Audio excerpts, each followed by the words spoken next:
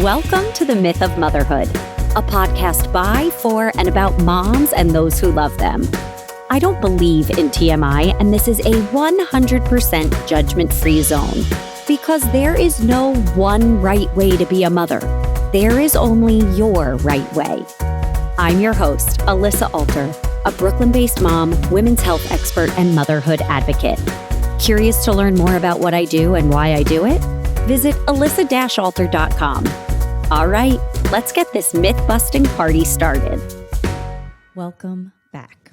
So if you listened to the show 2 weeks ago when I spoke to Alessandra Henderson, the co-founder and CEO of Electra Health, where we talked about menopause, we referenced a conversation that I have that I'm sharing with you today that I had with co-founder of Evvy, Priyanka Jain.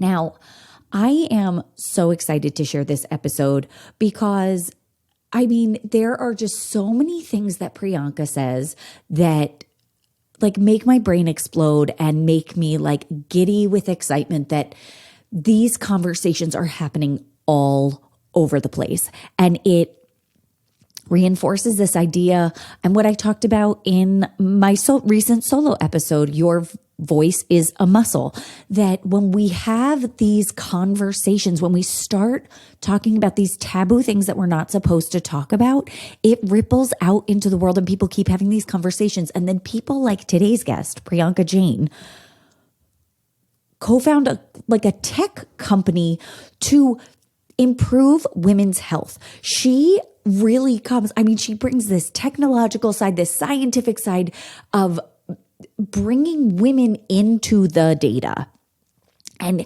us getting more actual information about our individual bodies to demand that we be included in healthcare. Because as we talk about in the episode, as women just straight up haven't been included because our bodies are complicated, because we have vaginas and uteruses and there's other cycles happening in our bodies and a whole different microbiome happening in our vagina that what a headache to have to navigate all of those variables. And listen, I get what a headache it is. I've been navigating these variables my whole life, right?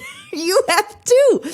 And knowledge is power, and knowing our normal, knowing what to expect in our bodies and be able to advocate for ourselves is really important and should be normal. I've said normal how many times? What does normal even mean? But you know what I'm saying. So I'm so excited to share this.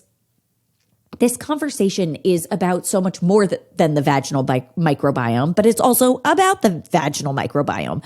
So we talked today about what that is and isn't, and why it's important to pay attention to our own unique individual microbiome. We talk about the brain vagina connection, which, as I mentioned in the episode, yes, I wrote a song about it, and maybe I'm going to sing it to you next week. I don't know. And about something I've talked about so much and cannot be said enough, that it is when we know our own bodies and our normal, our individual, our own normal, that is such a crucial piece of the puzzle, pie, equation for us to be able to advocate for ourselves. Priyanka, who we are talking to today, is one, super cool. She is the co-founder and CEO of Evvy, where her mission is to close the gender health gap. How freaking cool is that? By starting with decoding the vaginal microbiome. Before founding Evvy, Priyanka was head of product at Pymetrics, a startup using behavioral science and AI to make talent matching more effective and fair. She is also a spokesperson for the United Nations Foundation's Girl Up campaign and on the innovation board for the X Prize Foundation. She received her Bachelor of Science from Stanford University, have you heard of it? Where she was a Mayfield Fellow and president of Stanford Women in Business. She is so cool. She is so smart, and she is doing such important work. I cannot wait for you to learn more about Priyanka, about Evvy, and learn more about yourself and all of us, right, in the process. And I definitely encourage you to check out Evvy.com. It's EVVY.com. And Instagram is at Evvy, and TikTok is at EvvyBio. Enjoy the conversation, and I cannot wait to hear what you think. Yeah, I have a lot of nicknames, but none of them official. I asked because I have a friend who's Priyanka, but she goes by Priya. Yeah, no, I'm not a Priya girl, but you're not a Priya. People call me Pri, people call me Prius, people call me P. Yeah, I get you're so efficient. Honestly, I have no explanation for why. Actually, it was my freshman year roommate's sister that nicknamed me Prius, and now it has stuck, unfortunately for me. It's probably because like you're really like efficient and conscious and environmentally friendly. That's an assumption I'm making about you, but just based on other things and like for the good of the community. Yeah, I like that. I agree. Great. So, Priya, I just called you Priya after we talked about you're not a Priya girl. Okay, so that's how that goes. Priyanka, how did you get here? I am so excited to have you on the show to talk about Evvy. What brought you from the tech world to the vaginal microbiome? Why Evvy? Why now? That was like 4 to 5 questions in one. Choose your own adventure. Well, I guess I'll start with 2 sentences on me and my background. I think I've always been really interested in how you can use technology to make the world a better place for women in some way or another. Started in kind of the traditional nonprofit world, spent a lot of time with the United Nations Foundation's Girl Up campaign, thinking about increasing access globally to education, healthcare, leadership, documentation, kind of resources that we'd potentially taken for granted here in the US. And then spent the 4 or 5 years before starting Evvy working on a company focused on building algorithms that could make the hiring process more fair and effective so that women aren't kind of left out of jobs that they're highly qualified for because their resume doesn't look like a white male resume, right? And obviously where you go to school and what your GPA was is not the best predictor of your ability to do any specific job. And I was really curious about what are the other kind of markers of job success that could actually be more predictive. And our amazing founder and CEO is a PhD in cognitive neuroscience. And we brought a lot of her research from the lab in order to kind of replace the resume in that process. And I was the head of product at that company and kind of thinking a lot about how do we actually build algorithms that can be fair and be transparent when the training set for your algorithm is really biased, right? The workforce of today is not what we want the workforce of tomorrow to look like. So if you continue to train algorithms on that population, how do you actually make sure that they work effectively on people who look like you and I? And we went through a lot of really interesting innovations and challenges around that. And we actually invented a lot of methodologies around ways that you can actually actively debias an algorithm, test it for bias. We pushed forth a few different laws that actually mandate that companies start to do some of this work in the hiring world. And so I'd always been really curious about, again, how can we make sure that data and technology are doing the right thing and really actually helping women and not codifying the problems that already exist in our world? And as I was doing that, I don't want to interrupt you. I just want you to say that again, like to actually move things forward instead of codifying the problems that already exist. Yeah. Exactly. Because that's what we've been doing that for so long, and it's just spinning your wheels. Like, okay, like also you don't have to prove what I know. Completely. And I also think, yes, and data is only as good, any technology is only as good as what you design it to do, right? And if we blindly throw technology at these, very biased systems and we expect it to help us design new systems, guess what? They're going to be biased too.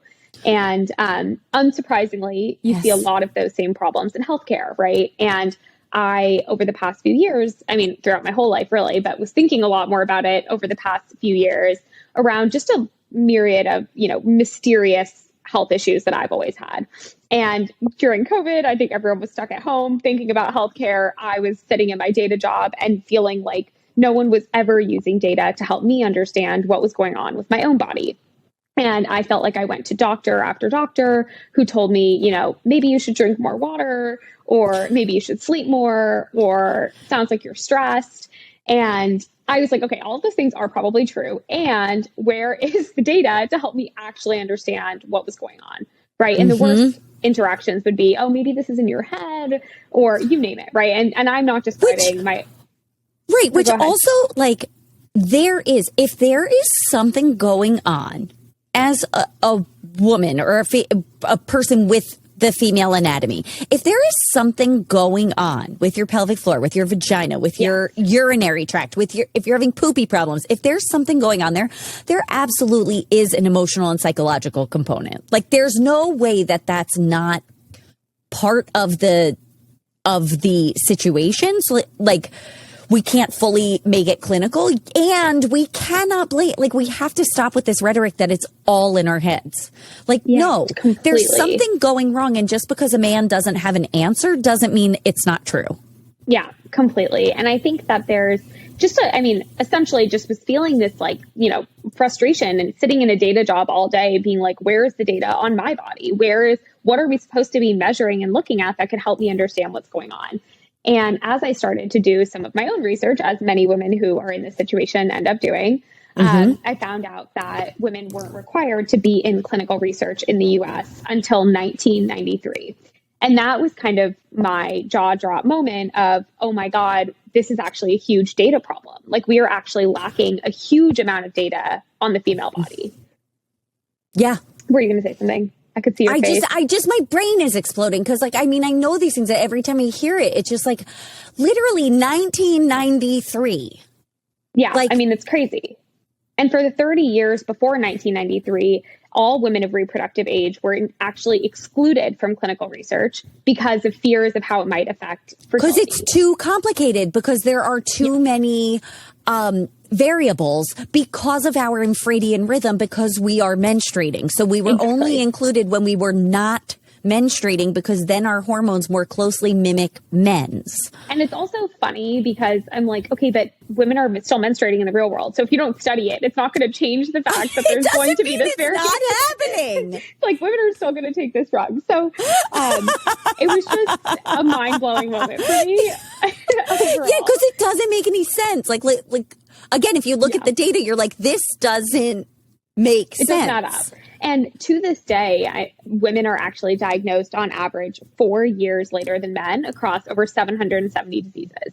And that, when you put all those pieces together, what I started to realize is that we actually are just missing a lot of data on the female body when it comes to what health and disease actually look like, right? All of the ways that we've defined someone is healthy or someone is sick, or what are the markers of being in each of those states, are primarily based on what healthy and sick look like when you're talking about a middle-aged, mid-sized white man, right?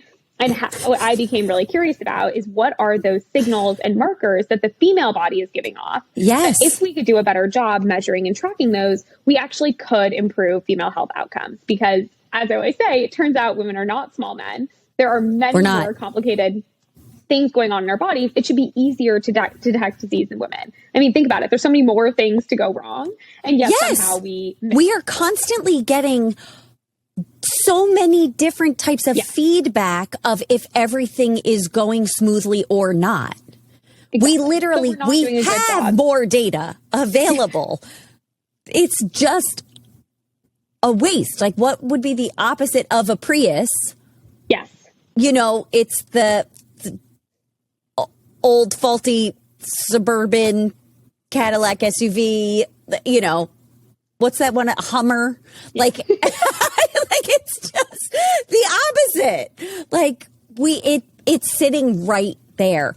And it's so I'm not going to remember who said it, but like, they talk, like, the most like impactful, innovative things are always like a solution to a problem that's like, it's so obvious. It's right in front of you. And you did that. You were like, this is right here. Like, nobody's picking this up.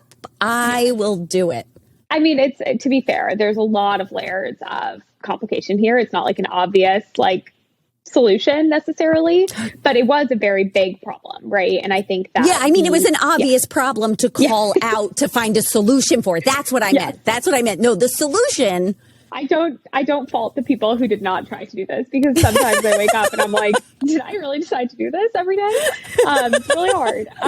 But I was like, okay, there is a huge opportunity in discovering and leveraging female-specific biomarkers that have been overlooked in healthcare. And as I went on this journey of trying to figure out what is the right set of biomarkers to start with, I ended up interviewing over 250 doctors, researchers, investors, and a lot of women themselves about their own healthcare journeys. And really, in this process, could not escape the vaginal microbiome, which is hilarious because I don't think most people would even know what that term was if I walked out on the street and asked. But when you ask women about their healthcare journeys, it was one of the consistently top 3 frustrations that they had in terms of highly prevalent conditions. Conditions of the vaginal microbiome are one of the number one reasons that women seek healthcare advice. Number one reason women go to the OBGYN. I think all of us have been there and experienced that. So when you say that though, what are like the top things that come up? Like a yeast infection? So bacterial vaginosis is actually the most common vaginal infection. A lot of women don't even know what that is. I have a lot of hypotheses around the shame that's associated with it, meaning that people don't talk about it, even though it is incredibly common. A study showed that in a kind of random swabbing of vaginas in the US, 30% of them were in dysbiosis. So it's a hugely, hugely prevalent problem. But oftentimes we don't have the language to talk about it, right? And so bacterial vaginosis. And we're not supposed to talk about it to begin with. So then if we don't feel like we have the language, we're really not talking about it. Exactly. Bacterial vaginosis, yeast infections, recurrent UTIs are related to the composition of the vaginal microbiome. And then there's a whole long tail of vaginal infections, aerobic vaginitis, cytolytic vaginosis, mycoplasma, ureaplasma, you name it. And all of these, create different forms of discomfort for women that lead them to go to the doctor's office very frequently. And unfortunately, it's really hard to get a concrete, full, comprehensive, personalized understanding of what's actually going on, which unsurprisingly then leads to a lack of ability to treat, right? And vaginal infections actually have an extremely high recurrence rate. Studies estimate it to be around 80% of people recur within 3 months of effective treatment, which I put in quotes because would not call that effective if it reoccurs for 80% of people in 3 months. It's not effective. Exactly. And so it's this hugely prevalent problem that isn't just, physical discomfort. It creates these relational challenges. It's emotionally frustrating. It's something buried in shame. And it's just this really complex, both physical and social issue, right? And then what blew my mind was all of the research that's been done over the past couple of decades showing that the vaginal microbiome is not just associated with these infections and discomforts, but also then has these far-reaching implications in terms of female health outcomes as it relates to everything from fertility, pregnancy, whether that's IVF success or preterm birth, as well as STI acquisition, cervical cancer progression. And it just blew my mind that there was anything that was as prevalent as these conditions are, and also had the wide-reaching implications that this does. And yet, as a person with a vagina, I had no access to this information on my own body, and that no one in the healthcare system had been using it. And there wasn't really this kind of bringing of the research into practice in the way that I would have expected for something this big and expensive. And so it seemed like a really obvious place to start, where we could really create value for individual people with vaginas who've been suffering from these conditions for a long time, provide them with truly scientific information. I always say, treat them like they're smart enough to understand it. Tell them what we know. Tell them also what we don't know. What has science not figured out? Reminding you that you might not be crazy. It's probably not in your head. And we still might not have a perfect answer. But I can tell you what we know to date. And then how can we use that platform on the back end to actually do the clinical research that we've all been waiting for too long to actually improve the diagnostic and treatment opportunities that exist? So anyway, sorry, that was a very long answer to your question. No, I loved every single moment of it. And I feel bad that I interrupted you, and I wanted to interrupt you more because I feel like you said so many things that really are like we could repeat them 2 to 3 to 5 times because we need to hear it. So we'll all just need to rewind the episode and listen to it a bunch of times because it really, all of this is so true, and just the lack of data around our bodies when our our value and worth is so tied to this. And I'm talking about our value and worth is not dependent on your ability to carry children, right? But and be sexually attractive in whatever standard society is telling you. Yet that is what's going on. That is our value and our worth and our societal standing. And so we're placing that on a pedestal, but also doing nothing to optimize our health and well-being. Yeah. In every way, both supporting that that is not the only thing that we're here for, right? But supporting our well-being, you'd think would be a top priority. I know. It's disenchanted. I mean, when you look at the kind of overall women's health landscape in the tech space, right? Usually referred to as femtech, like it or not. And I kind of love it. I have mixed feelings about it. But, I know. I get it. Get it. I'm also okay, what about all of health tech should support 50% of women, or 50% of people? How about this? How about just health tech includes everyone? Exactly. How about that? That would be nice. We'll get there one step at a time. For now, the femtech space, which has, received more funding in the past few years than it ever has, which is so exciting. We're starting to see a boom of startups like Evvy that are trying to tackle a variety of different problems across the life cycle of female health, for which there are a lot. And one of the things that's been really frustrating for me to see is how much of the funding is actually only going towards fertility and pregnancy solutions. And again, not to say that those aren't incredibly important problems, incredibly under-researched, under-resourced, absolutely. But also, there's so much more to female health than our ability to have kids. That is really hard. Well, and again, I hope it was clear what I was saying before is also kind of calling out this antiquated, horrible, belief that's the most important thing is us procreating. And I'm also not diminishing for people who that is the most important thing going on in their life right now. I see that and respect it. And we are whole people with health before and after. I remember the first time that I went to a gynecologist, I was 14 because I was having recurrent yeast infections.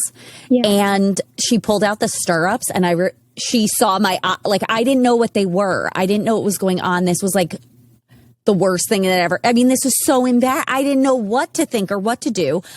And thankfully I saw someone who had a more holistic approach that eventually, because it was recurrent, a lot of it some of it had to do with my diet. They sent me to a nutritionist to watch my sugar intake for whatever. But really it was that I danced a gazillion hours a day in sweaty leotards and tights all the time. And there could have been also just something in my internal chemistry that was predisposing me to that there could have been something else that I did that just helped balance things out in a way that made the environment balanced in the way it should be and therefore inhospitable to bacteria.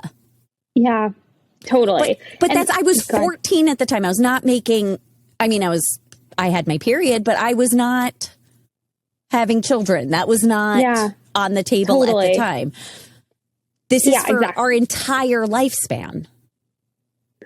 Exactly. And I think there's so much of female health. The number one killer of women is heart disease, right? And yet our understanding of heart disease is primarily based on men to this day. And there's so many areas of female health that need far more resources, funding, and they're all huge opportunities too, right? And so I'm very excited to hopefully start to see a growing of the kind of aperture that we look at women's health with from both investment and kind of innovation standpoint. But yeah, it turns out the vaginal microbiome is really important, right? And so it felt like a really important place for us to start, and definitely, to your point, plays a role across someone's whole life. And before I want to talk to you about, this is the first part of my question. So sometimes what can happen, and I think that this is a constant, I'm not going to say it's a tug of war. I think it's a dance with our providers, where sometimes having too much information can be detrimental, right? And if we find out something is abnormal, we panic or we try to overcorrect and all of these things. And I think there are some healthcare providers who then maybe don't share it, not withhold information from us, but that they're judicious about what they're sharing with us and how, so that to help care for us. And I also think there are times where it's like, tell me what is happening in my body, because I am walking out of here with my body and I'm going to be living in my body and I want to be empowered with knowledge, but also recognizing that sometimes that can create other feelings and situations. How is that showing up with people using Evvy and getting this information about their bodies, which I think is the best thing in the world, but how are we helping to support people also to embrace getting to know what their microbiome is, what their normal is, what their abnormal is, rather than it becoming, well, compared to you, I'm this, and becoming that whole thing? Totally. And I guess maybe before I dive in, I can explain a little bit about the vaginal microbiome that might contextualize kind of my answer to that. Amazing. So I'll just do like a little 1 minute overview of this. So I can't wait. If you think about the any microbiome, right? You've heard of the one in your gut, I'm assuming, maybe the one on your skin, maybe the one in your mouth. I mean, turns out there's like many exponential times more microbes that live on and in our body than there are human cells, right? Disgusting. I mean, no, that's it's awesome. The wrong way to think about it. But it's weird to think about. It's really like the human DNA is like, the dust on top of a whole universe of microbes that exist, right? And we're just starting to learn about our relationship with them, the role that they play in our health. And obviously a lot of attention has been given to the gut microbiome. But it turns out that we also have one of these microbiomes in our vaginas, right? And the microbiome being a community of bacteria, fungi, viruses, all of these different microbes kind of living together down there. And it turns out that we've evolved for them to not just kind of hang out down there, but they actually play a really interesting role in our overall health. And if you think about it, if you think about the vagina kind of structurally in the female body, right? It's essentially this connection between the outside world, which is full of even more microbes that exist. And then on the other side of our vagina is some of our most important internal reproductive organs, right? And obviously, evolution is smart, and we've evolved with this kind of really interesting relationship with the microbiome that plays an important role to protect that gateway. And what I mean by that is that when the vaginal microbiome is in a protective state, it's actually dominated by microbes, the most common of which is lactobacillus. Maybe you've heard of that. Yogurts or probiotics. And it produces lactic acid and hydrogen peroxide, which keeps your vaginal pH low and makes it difficult for any type of pathogen that gets in there to survive or replicate, right? So it's actually serving as this really interesting kind of local immune barrier, as I like to call it. But then if you think about it, I always say, God forbid, a woman has sex with someone new, you sit in your swimsuit for too long, you're at dance practice for hours, the pH starts to shift potentially. Your menstrual blood actually has a higher pH than your vagina typically. All of these things can start to create an environment in which potentially those more pathogenic microbes start to replicate. And when that starts to happen, what women or people with vaginas start to experience is, the reason we go to the doctor: itching, odor, discomfort, discharge, all of that. But it turns out, in addition to the infections that we go to the doctor to try to treat, what's also happening is that we've lost that protective barrier between the outside world and what's going on in the rest of our reproductive system. And what we see is that breakdown in the vaginal microbiome is also associated with things like preterm birth and cervical cancer progression and pelvic inflammatory disease and all of these other issues, because we no longer have that barrier protecting us from the outside world. And obviously the mechanics of this are things that we are actively researching, but I think it's pretty wild to think about this important role that our vaginas are playing. And most of the time we only think about it when, there's a problem. And it actually turns out that it's doing a lot more for us, and that it's important to be aware of and understand its role. This is personally just everything I've ever wanted to hear. We know about the mind-gut connection, and we've talked about it for so long and heard about it in so many different ways that we know this, we accept this, right? Yeah. And as someone, me, with IBS, I know that like when I have like diarrhea, right, that I'll always be like, oh my God, I must have eaten something. And I'm like, yeah, right, Alyssa, what's going on? What is going on? And there's always a stressor. There's something going on in my life that this brain gut axis is off, and this is the symptom that I see, right? And something I've been thinking about so much, maybe I wrote a song about it. Okay. Maybe it'll be on that episode, or maybe I'll save it for a live show. I'm definitely going to sing it on the episode about the brain vagina connection. So we have this vaginal microbiome there. I mean, listen, I am a doctor of absolutely nothing, but I want to hear from the scientists. I want to hear how that microbiome and how that part of my immune system and all of that, how that is not connected to my brain. That's what I want to hear, because I know it is. You know that these things I think about, there was this guy I dated after my divorce. This is not to like, whatever. I thought we were like a thing. I'm pretty sure he was sleeping with other people. Anyway, my vagina knew. My microbiome knew. There were reactions after we had relations that were like, I was like, my body's telling me not to do this. Like, my body's telling me this is not a place where I'm really that safe. Not that I was in an abusive situation where I was like, but just on that, like, energetic, emotional vulnerability, like what I am looking for in a partner. Like, this is not it. Like, she was telling me, because our vaginas know. She knows things. And we need to respect that and take care of her and listen to what she has to tell us, which it sounds like Evvy can help translate what she's trying to say into things that we can understand. Yes. I mean, we're trying. I would not say that we fully, from a research or science perspective, understand the relationship between the vagina and the brain. Well, this is your next challenge, okay? Can you do me a solid? And what we always say is that vaginal health is mental health in so many ways, right? Even when you just think about, actually, my co-founder, Laine, just wrote an amazing article about her really kind of bringing light to her own personal experience and trying to help other people understand that they're not alone. And she talks a lot about how in the times when she was dealing with vaginal issues, it was hugely affected her quality of life, her relationships, her mental health. And I think, given that we treat it as this very binary, like, oh, there's a problem, throw an antibiotic at it, see you later. One, it's not really acknowledging the effect that has on us socially and emotionally, but also given that it doesn't work, it leaves women in these cycles, right? Where you start to feel really helpless about what to do about it.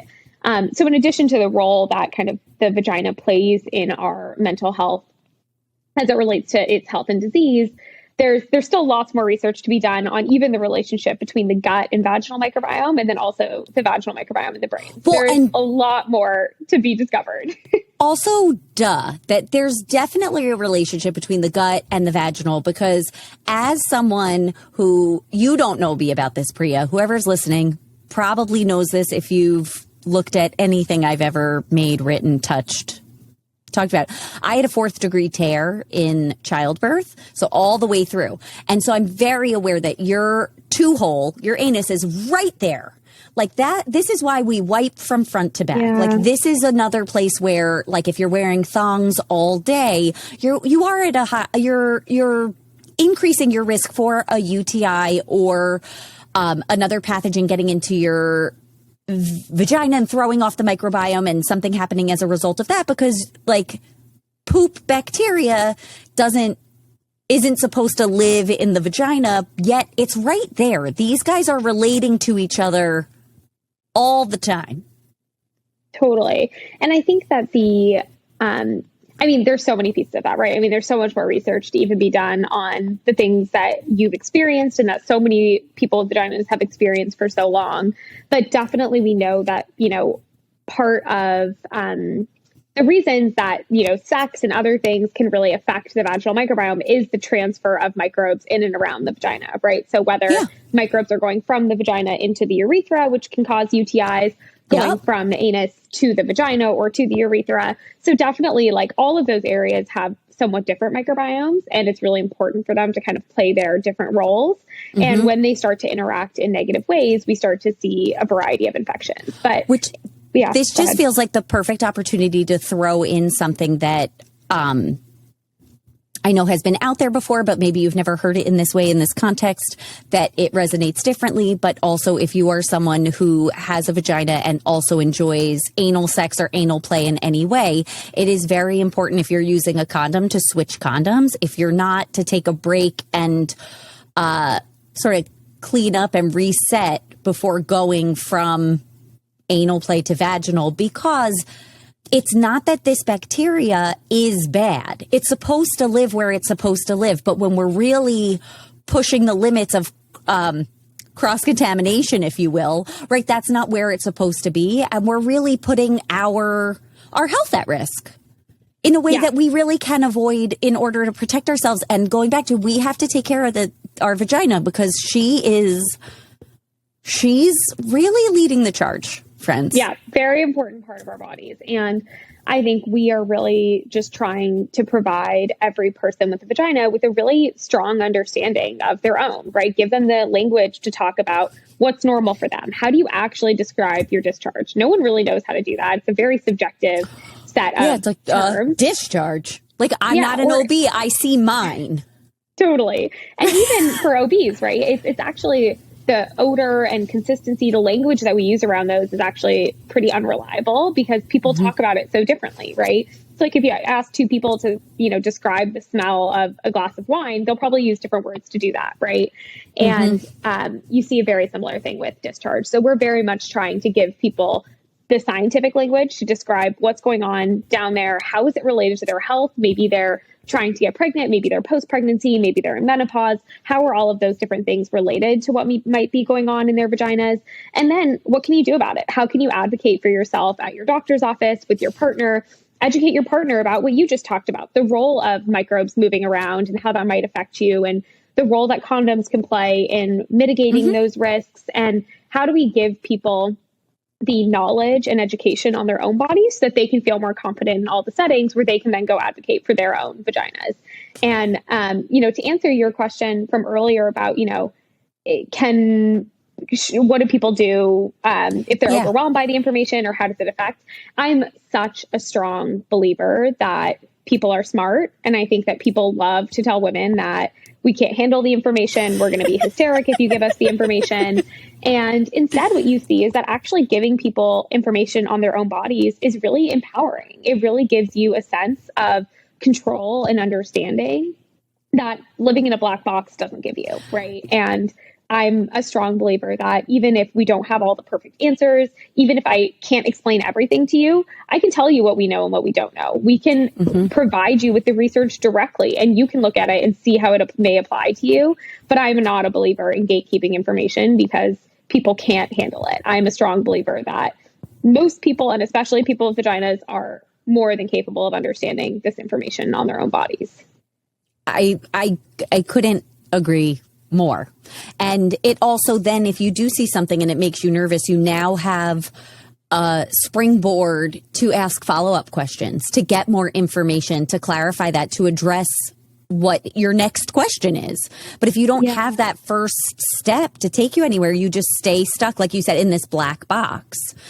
So do you recommend with Evvy, do you recommend this as something that you do regularly, is check on things so that you do become more, I like to use the word fluent, but just more familiar with what your normal range is? Totally. We, most of our customers actually test every 3 months. So it gives their microbiome enough time to kind of shift if they're making any changes. So they can start to see the actual feedback loop of, oh, interesting. If I make changes A, B, and C, this is what my microbiome starts to look like. Or maybe I've been spending a lot of money on a supplement or a probiotic that isn't actually working for me. So giving people kind of the ability to see for their own bodies how they're changing, how is it different in different menstrual cycles, potentially with different partners, you name it, giving people the tools to answer the questions that they have. But we really believe that people should test over time. And I think, what that period of time is depends on their own circumstances, what they're trying to learn, how quickly or not things are changing for them. And that's something that we actually are able to advise on a one-to-one basis with our health coaches that talk to all of our customers about their results and answer their questions so that we can make sure that we're giving them the information they need. I love this. And something that has come up a couple times so far in our conversation, and you and I know we're in agreement with that. And like you listening, I'm pretty sure you're going to be too, because otherwise I don't think you'd be here. Is that it's also that the reason we get this information, like when I work with clients and teach them about like the muscles of the pelvic floor, right? Because I come from a musculoskeletal side, because again, doctor of nothing, and movement, right? Learning about this so that they know how this feels in their body. I also encourage people to like look at their vulva, like look at it. This is your body. Know what's normal. Know if you have a freckle somewhere or you don't have whatever you're, all of it, the color, the whatever. But that getting this information then empowers you to ask questions, speak up, self-advocate. And exactly. that extends outside of the doctor's office, right? And that part of that is that we talk to each other about our experiences openly and honestly, which also stops this cycle of suffering in silence and shame and secrecy. Completely. And so much of what we're doing at Evvy is really focused on exactly that. It's focused on what does it mean to create scientifically sound education and community around these topics so that people realize they're not alone. Unfortunately, when you Google most vaginal symptoms or questions, you end up with ads for a wipe or a cream or a wash or something that's supposed to make your vagina smell like flowers, which, surprise, surprise, your vagina is a body part and it should smell It's not supposed like a body to smell. part. If your vagina smells like flowers, you might want to grab yourself an Evvy and book an appointment with your doctor, because that is an abnormal smell for a vagina to make. Yes, exactly. And I think that's a great point. I think there's so much, so many questions that people have about their bodies. They want to know what different things mean and if they're normal for them. And so we've done a lot of work both on our Ask Evvy platform, where people can submit questions and we get scientists and doctors to put out answers for people's questions on their vaginas, as well as our amazing TikTok, where we really think about, laughing about these problems we all go through together, destigmatizing them, providing the answers and education in digestible ways. And we've seen that that's something that really helps a lot of people, right? And we think about our education both at the highest level through our TikTok and our blog, all the way down to the one-on-one level where you can really explain individual results and microbes and research so that people really feel educated across the whole spectrum. I love that. Because this, again, just like our health, our lives, everything, like this is multifaceted. There's not just one thing, and we can't do it alone. Like none of this exists in a silo. We need lots of information. We need a variety. We need, I'm circling around something about like the flora and fauna and like a flourishing microbiome. There's a joke in there. I will work on it. Maybe I'll find it. Maybe I won't.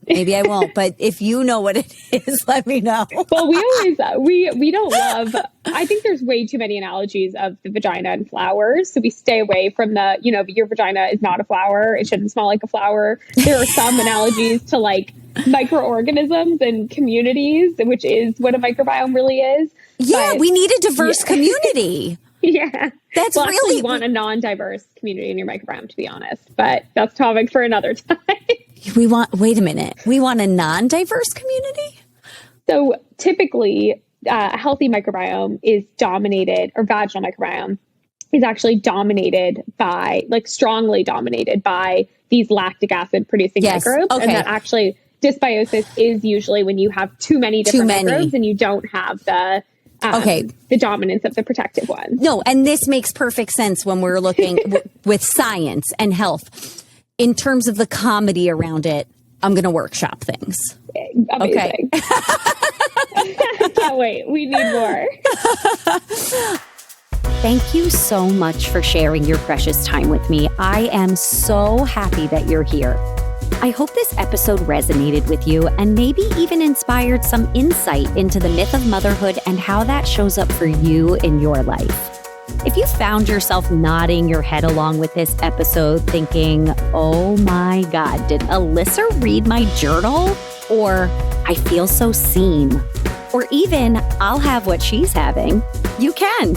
Check out our incredible community over in the private Facebook group Moms Club and visit me at alyssa-alter.com to download your free guide to the 20 things no one tells you about pregnancy and postpartum. Remember, there is no one right way to be a mother. There is only your right way. See you next week.